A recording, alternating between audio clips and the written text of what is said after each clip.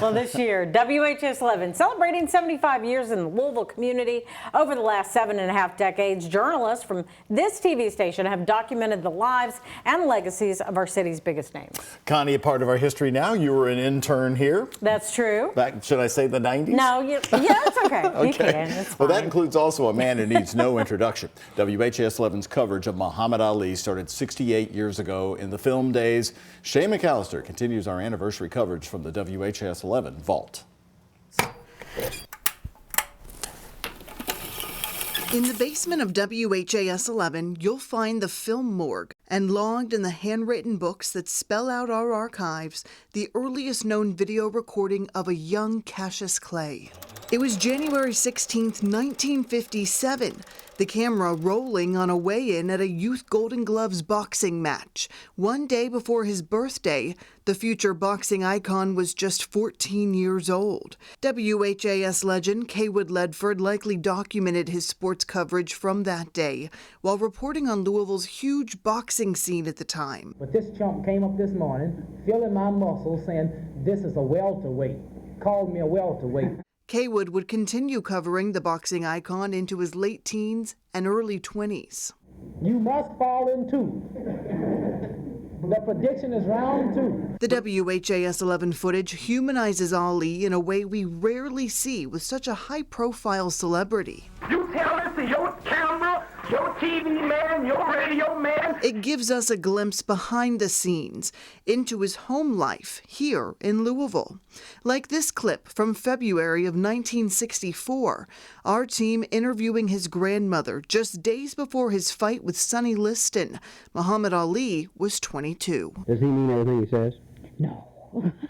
He just keeps talking to be talking. Despite his skyrocketing fame, he stayed accessible to his local news stations. Musically speaking, if he don't see sharp, he'll be flat. Telling Kaywood why he lost a fight. Not training right, or not living up to my religious convictions like I should, staying out late at nights and taking them for granted. The archive footage provides a comprehensive look at his story, growing up in our community and always finding his way home. It adds a really interesting element of realism to his legacy. To be able to watch the beginning of his career in video, in media, in photographs, all the way through to the capturing of his processional, the celebration of his life. Bess Goldie is the director of exhibits and collections at the Muhammad Ali Center in downtown Louisville, built to honor his legacy and inspire future generations. The large cylinder on the exterior of our building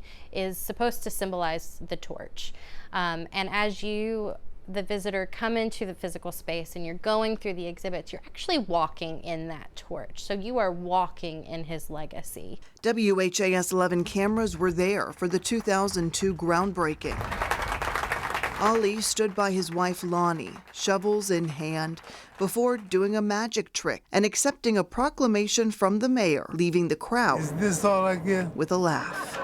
Fast forward 3 years, the center's grand opening would be a star-studded event. Louisville rolling out the red carpet for celebrities like Jim Carrey and Angelina Jolie. You know, he's just glorious. So I think he's just that person that he's one of those you pull to when you need strength, when you need guidance. Those who study his life will tell you it's not his accomplishments or his celebrity status that define his legacy. Instead, they point to the smaller moments, one-on-one interactions with strangers. Can I have your autograph? He would draw pictures on napkins and give them away, or on tablecloths at restaurants. And I think really his lack of bravado in that area of life